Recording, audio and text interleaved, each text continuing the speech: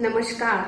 आजादी की कहानियों के एपिसोड 3 में मैं पल्लवी तित्रे आपका स्वागत करती हूँ। हमने पिछले एपिसोड में देखा था कि इंडियन नेशनल कांग्रेस की स्थापना कैसे हुई थी और उससे संबंधित कुछ बातें। आज हम जानेंगे ऐसी ही कुछ रोचक जानकारियाँ जिन्होंने भारत को आजादी दिलाने में अहम भूमिका निभाई। सबसे पहले हम जानेंगे क्रांतिकारी आंदोलन के पहले चरण और भारत के बाहर के क्रांतिकारी आंदोलन से संबंधित कुछ अनसुनी बातें। सबसे पहले यह जान लेना जरूरी है कि सशस्त्र क्रांतिकारी की उभारना कैसे हुई थी और वह भारत में किस तरह से डेवलप हुआ था। सशस्त्र क्रांतिकारी को 2 चरणों में विभाजित किया था। पहला चरण सन 1905 से लेकर सन 1918 तक चला और दूसरा चरण सन 1928 से लेकर सन 1936 तक। इसमें कई महापुरुष जैसे कि भगत सिंह, राजगुरु, सूर्य सेन आदि ने क्रांति के रास्ते भारत को आजादी दिलाने में अपना महत्वपूर्ण योगदान दिया था। Revolutionary terrorism emerged due to partition of Bengal in 1905 and created a rift in Indian National Congress that is moderate and extremist. क्रांतिकारियों के भी 2 गठ बनाने पड़े, एक जुगंतर पार्टी और दूसरा ढाका अनुशीलन समिति।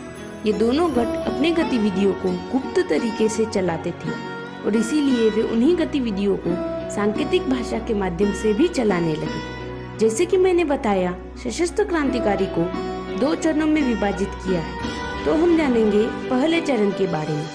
पहले चरण में क्रांतिकारी गीता के धर्मराज्य के कल्पित विशावा के लिए प्रतिबद्ध थे। इन गतिविधियों में शस्त्र और बम के माध्यम से हिंसा पर अधिक जोर दिया करते थे और इस कारण ब्रिटिश सरकार के होश उड़ गए थे और ब्रिटिश सरकार दमन के माध्यम से इन गतिविधियों को 1918 में रोक पाई।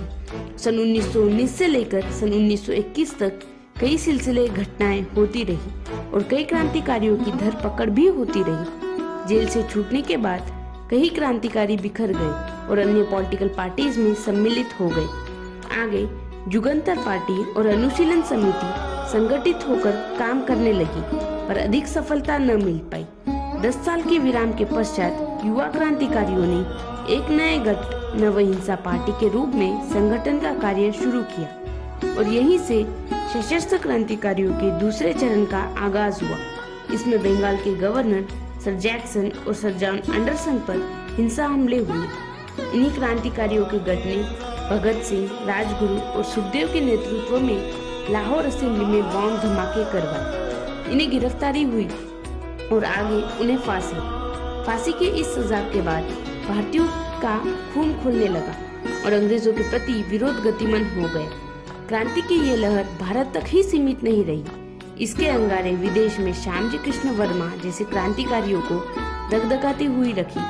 Home rule society, London house ऐसे कई सारे संस्थानों ने अंग्रेजी मिट्टी में जन्म लिया। इसी अंगारों को मिसाल बनाने का काम आगे वीडी सावरकर, भीकाजी कामा, सरदार सिंह राणा इन क्रांतिकारियों ने जारी रखा।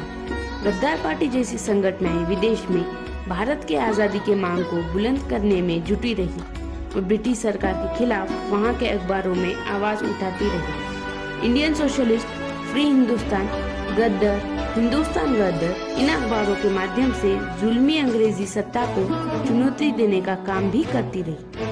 गद्दार पार्टी योगदान अपने आप में एक मिसाल बनकर उमंग और युवा क्रांतिकारियों में चेतना देने का काम करता रहा। आज के एपिसोड में हमने क्रांतिकारियों का बलिदान, उनका शौर्य, उनका देशभक्ति का परिचय किया। अगले एपिसोड में फिर से